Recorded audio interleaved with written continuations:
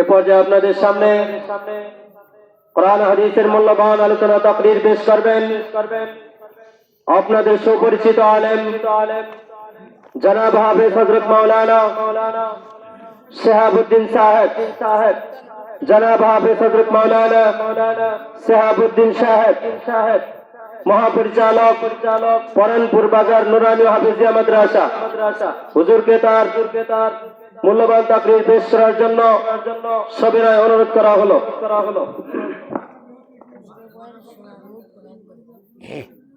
আসসালামু আলাইকুম ওয়া রাহমাতুল্লাহ। ওয়া আলাইকুম আসসালাম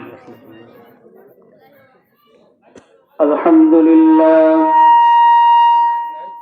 আলহামদুলিল্লাহ নাহমাদুহু ওয়া নাস্তাঈনুহু ওয়া নাস্তাগফিরুহ ওয়া নাউযু বিল্লাহি মিন শুরুরি আনফুসিনা ওয়া মিন সাইয়্যাতি আমালিনা।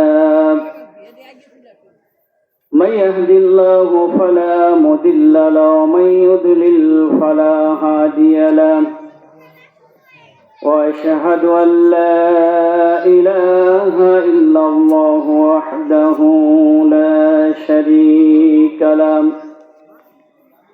ونشهد أن سيدنا وحبيبنا ومولانا محمدا عبده ورسوله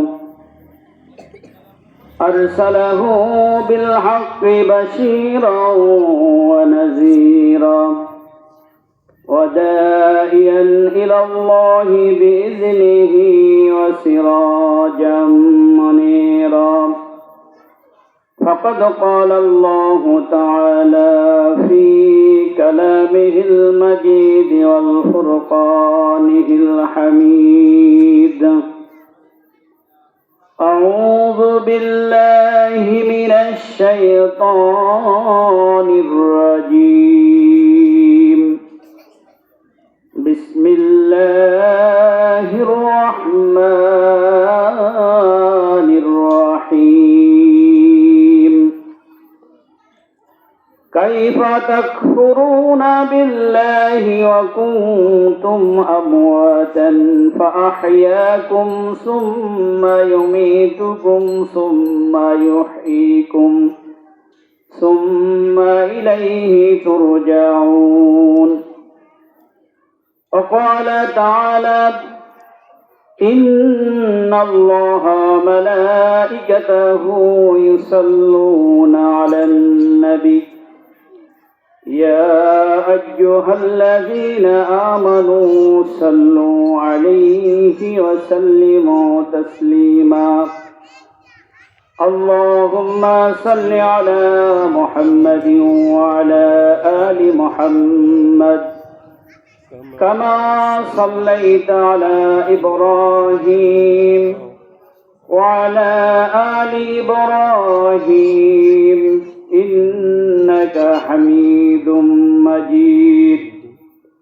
اللهم بارك على محمد وعلى آل محمد كما باركت على إبراهيم وعلى آل إبراهيم إنك حميد مجيد.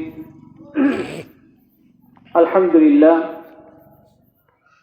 ভাটি সুলতানপুর ব্যাপারী বাড়ি জামি মসজিদ কমিটির উদ্যোগে আজকের এই মাহফিলের সম্মানিত সভাপতি, আজকের সভার প্রধান আকর্ষণ,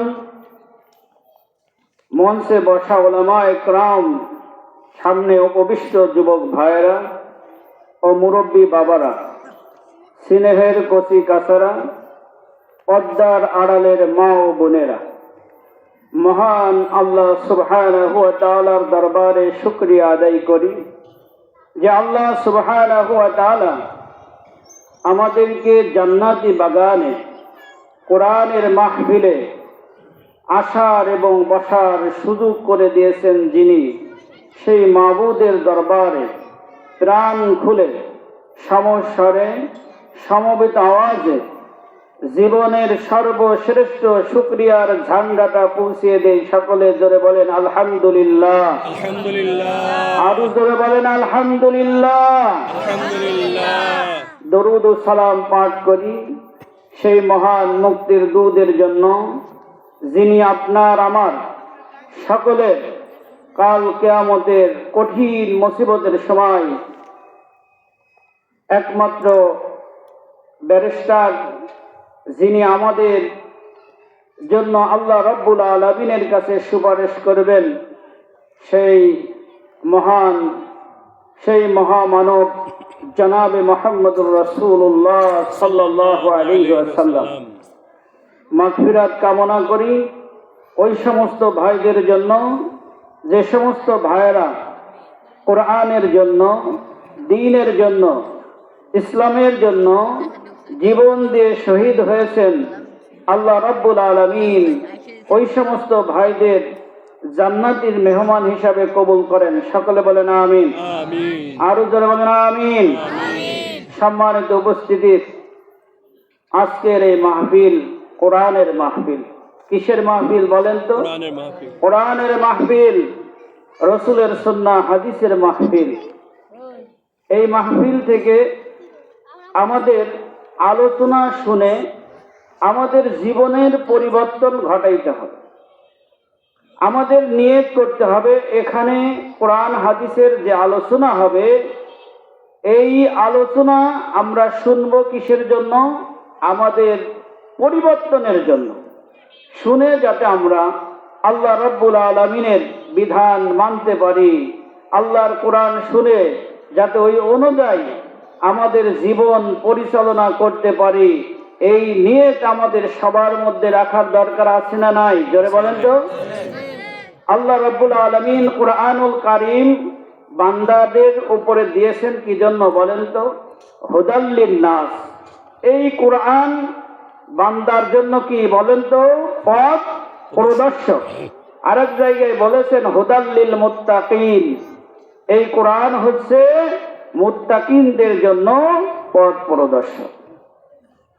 এই জন্য এই কোরআনের কথা শুনলে কারোর ভালো লাগে, কারোর আবার একটু খারাপ লাগে। কি বলেন?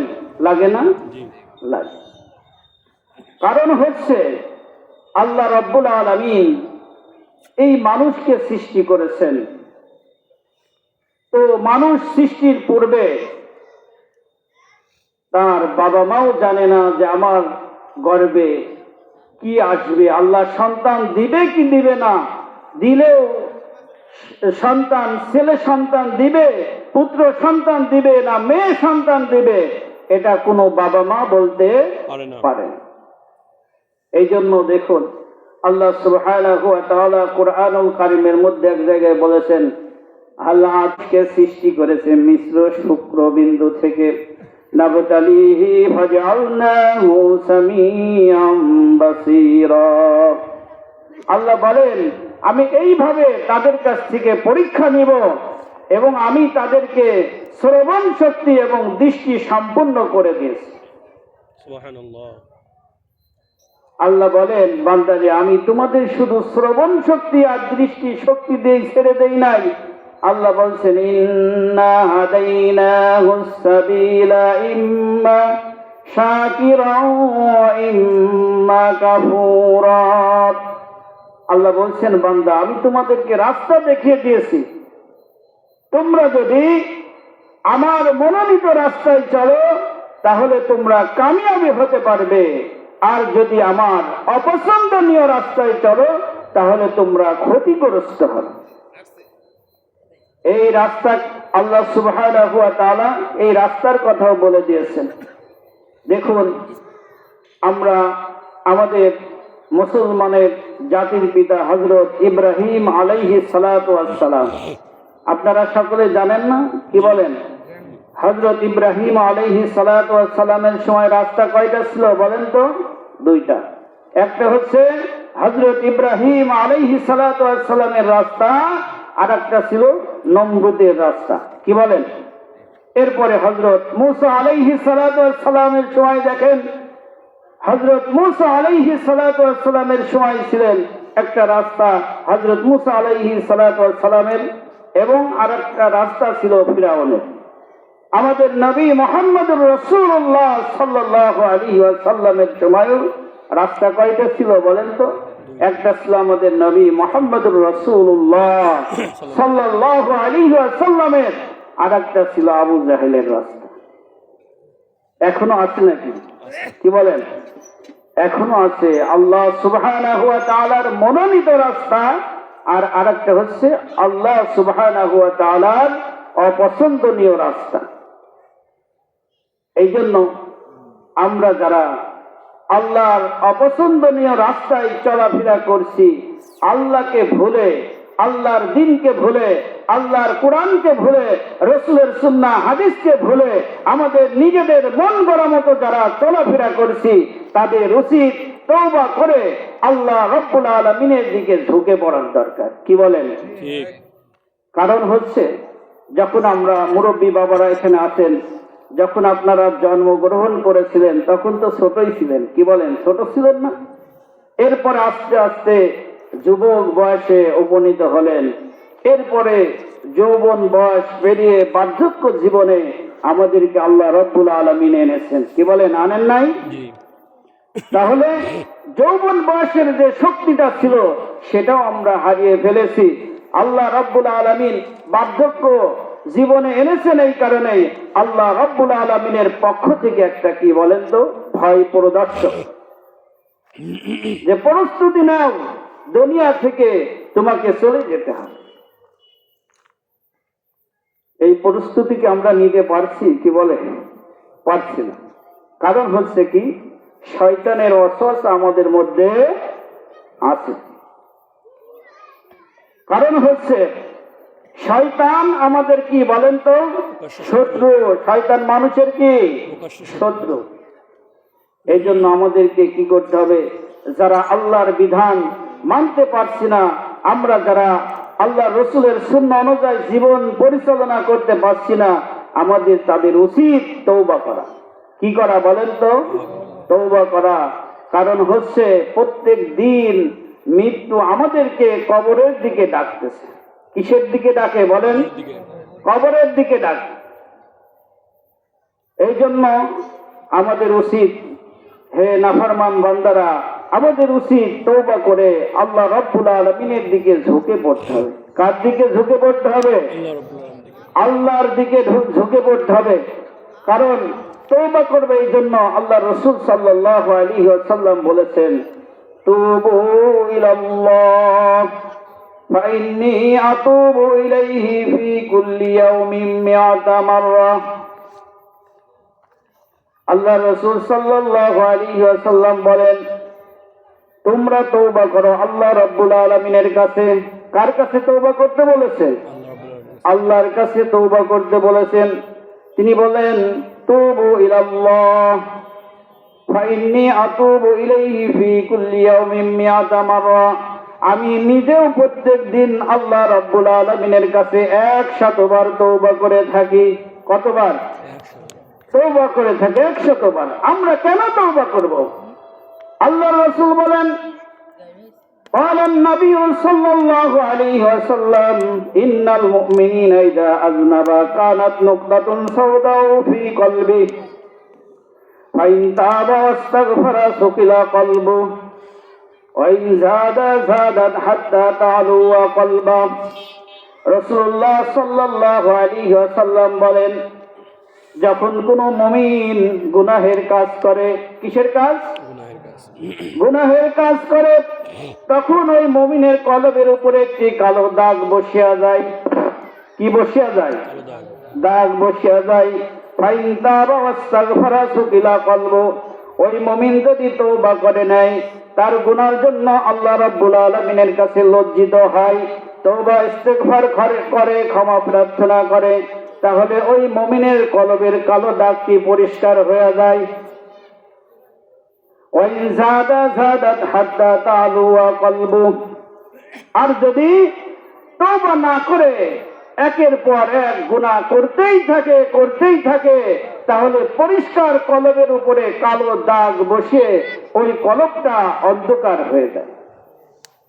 যেমন কোনো পরিষ্কার জামা যদি কোনো ভদ্রলোক পরিধান করে, একদিন যদি পরিধান করে, তাহলে তার জামার উপরে ময়লা একটু কম লাগে, কি বলেন?